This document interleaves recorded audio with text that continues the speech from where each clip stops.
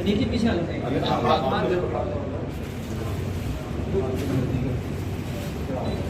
Sir sir sir, थोड़ा सा आगे आगे जी जी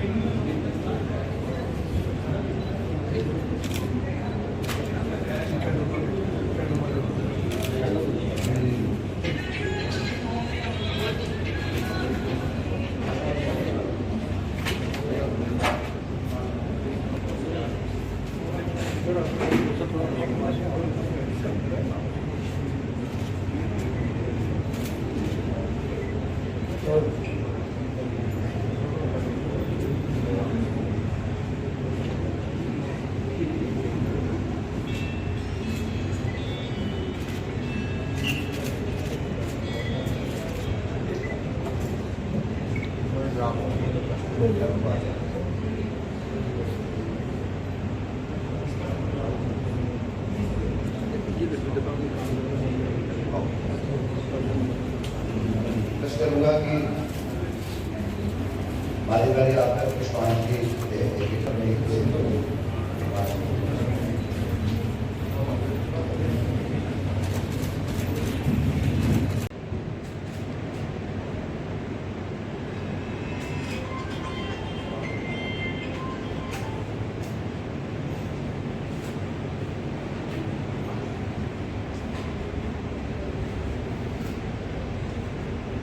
धन्यवाद।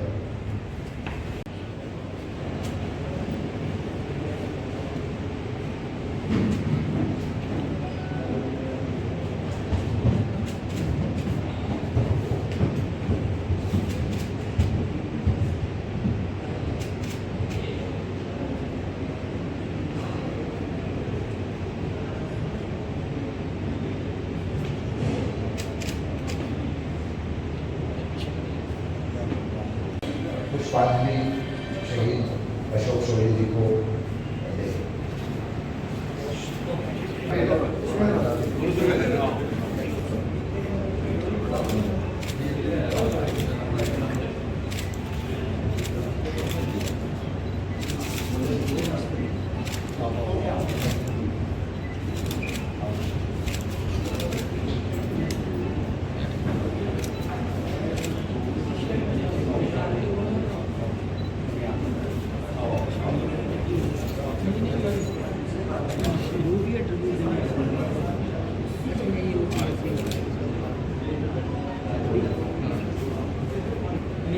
अनिल जी पीछे आ जाते हैं।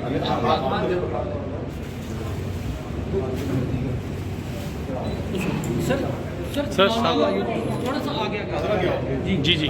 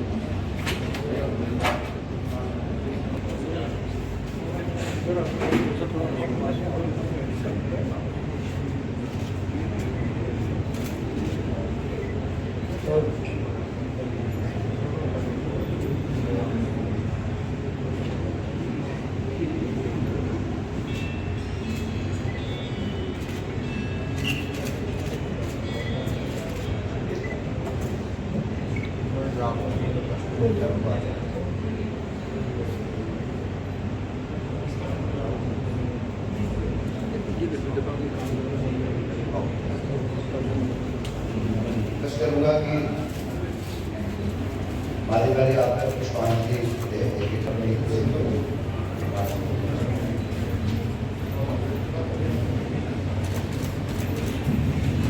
शहीद अशोक सोढ़ी जी पत्रकारिता में अपनी ड्यूटीज निभाते हुए बहुत बड़ा एनकाउंटर जो सांबा में हुआ था उसमें शहीद हो गए।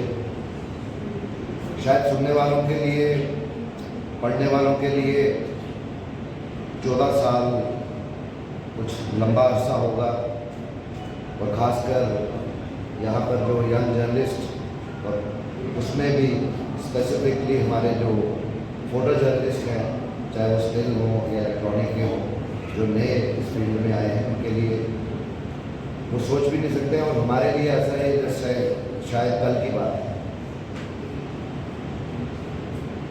और बहुत से लोग पूरे विश्व में, भारत में, जम्मू कश्मीर की बात करें तो पत्रकारिता में आए हैं, और इस समय तो पत्रकारिता दिन ब दिन बढ़ती जा रही है अपने अपने तरीके से।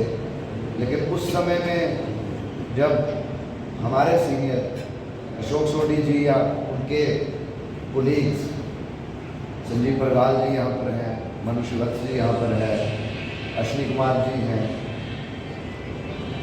उस समय की पत्रकारिता और आज की पत्रकारिता में बहुत अंतर आ चुका है। सबसे बड़ी बात कि उस समय पत्रकारिता आज जितना एक्सेसिबल है न्यूज़ उस समय नहीं होती थी। लोग पैदल दफ्तरों में जाते थे, उनके दफ्तर एयर कंडीशन नहीं होते थे, घंटों डाक रूम में रहते थे। राजू केंद्री जी अभी आने वाले होंगे, हमने देखा है अपने कॉलेज टाइम से।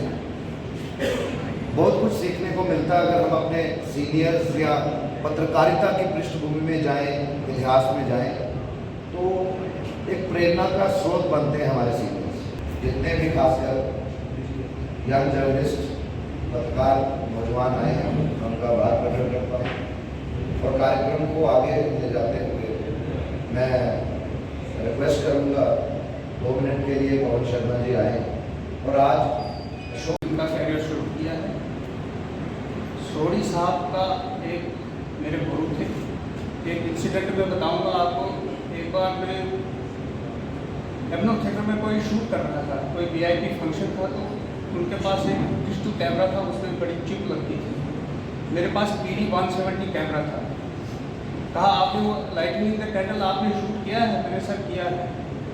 कहता है कैसेट को रिवाइंड करके मुझे शॉट दे दो। शॉट देने के बाद उसने पास किया तो वो शेक हुआ था। इतना नहीं हुआ था कि अगर डिजिटल कैमरा में आप जब प्रिंट में जाओगे तो वो शेक नज़र आ जाता है। उसने, मैं ऐसे कैमरा को देख रहा था, व्यू फाइंडर देख रहा था, उसने लेफ्ट हैंड से मुझे ऐसा चाटा मारा कि उनको सोढ़ी साहब का इतना बड़ा भारी हाथ था, मेरे कान में दर्द होने लगी। ईमान से कह रहा हूँ आपको, मगर ये मैंने नहीं फील किया। उसने मुझे कहा कि ये चप्पल मैंने इसलिए आपको इसलिए थप्पड़ नहीं मारा, मैंने आपको आगे भविष्य में आप याद रखोगे कि कैसे शूट करना है आजाद फंक्शन। ये था उनमें कैलबर। जिस दिन सांबा में वो चले गए थे तो उसके मुंह में ब्रश था। मैं रिहाड़ी से अपने घर की तरफ आ रहा था, ये मेरे को मिले पोस्ट ऑफिस न्यू प्लाट। मैंने सोढ़ी साहब को आवाज़ मारी, सोढ़ी साहब कह रहे थे, इतना फास्ट मोटरसाइकिल चला रहे थे, तो मैंने बोला कह रहे थे, ऐसे हाथ में शेक किया और चल पड़े। जो ही मैं दफ्तर में पहुंचा तो मैंने बड़ी बुरी खबर सुनी उनके बारे में। जरावर साहब ने भी कहा, पवन जी ने कहा कि जर्नलिज्म अब बहुत वास्ट हो चुका है, हमें आप लोगों को भी सिखाना चाहिए और बड़ों की इज्जत करनी चाहिए। जब भी मैं यहाँ पे आता हूँ, मैं अभी भी वर्किंग में हूँ, मुझे बड़े अफसोस से ये कहना पड़ता है कि जो नई यंग जनरेशन है तू करके बात करें। जिस तरह उन्होंने कोई खतरे खड़े किया हुआ है, तू करके मैं अभी भी हर एक जर्नलिस्ट के पाँव पड़ता हूँ। मैंने ये मेरे साथ जरूर है। मैं ये चाहता हूँ कि कम से कम एक दूसरे की इज्जत करो, आपको और कोई इज्जत करे। जब आप किसी को तू करके बात करते हो, ये जर्नलिज्म में तू कहीं वर्ड नहीं है। एक पल था कि सामने जो बिल्डिंग दिख रही थी, उस बिल्डिंग के अंदर से टेरेस फायर कर रहा था। वो सुराख था छोटा सा जहाँ से उसने गन रखी थी, और दूसरे सुराख से वो देख रहा था। अप एंड डाउन चल रहा था शॉट्स के लिए। कितनी शिद्दत से जो जर्नलिस्ट हैं, इतनी मेहनत से उस समय काम करते हैं जब ऐसे माहौल में इनकाउंटर होता है, और वहाँ पर अपनी जान की बाजी लगाकर बिल्कुल दीवार के साथ ऐसे हम सटे हुए थे, और वहाँ पर जो हादसा उस समय हुआ था वो आज तक हमारे जहन में है, और आज तक भी हमें सोने नहीं देता है। जब भी ये दिन नज़दीक आता है तो याद आती है। नई जो लड़के आ रहे हैं उनको सीखना है इन जैसे लोगों से कि किस तरह से अपनी ड्यूटी निभाने के लिए, वो जो टाइम था सुबह का समय, और मनु जी बैठे हैं जहाँ सबको पता होगा, शायद उस समय मैं भी गया था, मैं नहाया नहीं था क्योंकि टाइम नहीं था, इतनी जल्दी भागना पड़ा था। और अशोक जी हमारी दूसरी गाड़ी में थे, आगे जो गाड़ी थी हम लोग पीछे थे, लेकिन स्पॉट पे लोग हम लोग इकट्ठे थे। वो दिन बहुत एक बड़ा दिन था, जम्मू कश्मीर के इतिहास में लिखा गया दिन था कि एक जर्नलिस्ट ने अपनी ड्यूटी पे अपनी जान कुर्बान की थी। और हम ये सोचते हैं आज भी कि बॉर्डर पे जिस तरह से एक सैनिक शहीद होता है देश की रक्षा के लिए, हम भी यही कामना करते हैं, दुआ करते हैं कि हमारी भी कभी अगर ऐसी मौत आए तो हम अपने आप को धन्य समझेंगे जब हम अपनी ड्यूटी पे कैमरा लेके, माइक लेके रिपोर्टिंग कर रहे हो, और उस समय अगर इन हालातों में जान चली जाती है तो अपने आप को धन्य मानेंगे कि हम अपने देश के लिए, अपने प्रोफेशन के लिए काम आए हैं। उन्होंने 2-3 इशू हमारे नोटिस में लाए। उस दिन 2008 को क्या हुआ, कैसे हुआ, जो भी हुआ वो तो आप सब लोगों को पता ही है, जो रावत ने बताया, बाकी को बताया। हमारे जैसे ही वो इंसिडेंट हुआ, हमारी ऑर्गेनाइजेशन और प्रेस क्लब ने, वो मनु जी उस समय प्रेसिडेंट थे, मुझे याद है, उन्होंने भी काफ़ी मेजर इनिशिएटिव लिया, हर एक को अप्रोच किया, जो बेस्ट पॉसिबल जो ये कर सकते थे इन्होंने किया। एडिटर इन चीफ जो एस डी रुमेत्रा जी, बाद में उन्होंने एक पार्टिकुलर अमाउंट जो है वो, मतलब ऐसा जनरली इशू लाया, बड़ी अच्छी बात है, और ऐसा नहीं है कि उनकी फैमिली को मतलब किसी ने नहीं किया। वो रेगुलर ये अशोक सोडी की जो मैडम है वर्षा जी, और उनकी डॉक्टर रीना जी, हमारी पूरी ऑर्गेनाइजेशन जो है, खास करके मैं और हमारे रेगुलर उनके साथ टच में रहते हैं। एक उस समय एक पहली ऑर्गेनाइजेशन है, एक सेक्शन उस समय की जिन्होंने भाई बहनों हैं, उनको एक रिक्वेस्ट करूँगा कि क्योंकि एक पारिवारिक कार्यक्रम है, तो अगर हम सभी खड़े हो गए रिपोर्टिंग के लिए तो एक हॉटस्पॉट सा हो जाएगा। तो मैं रिक्वेस्ट करूँगा कोई वीडियो के लिए ही शूट करे और विदाउट लोगो करे, और बाद में एक दूसरे को हम शेयर कर सकें, ताकि फंक्शन की मर्यादा भी बनी रहे और फंक्शन अच्छा रहे। अब मैं सबसे पहले प्रेस क्लब के प्रेसिडेंट आदरणीय Sanjeev Prakash ji, former president Shri Ashwini Kumar ji, former president Shri Manu Srivastava,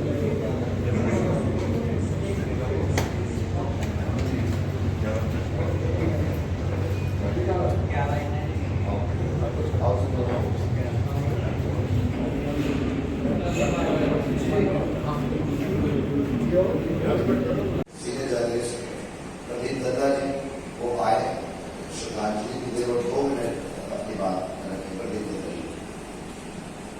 जी आसानी से जाएगा तो नहीं जाएगा, उसके अंदर आप जैसे तरुण पीढ़ी को बहुत काम करना पड़ेगा।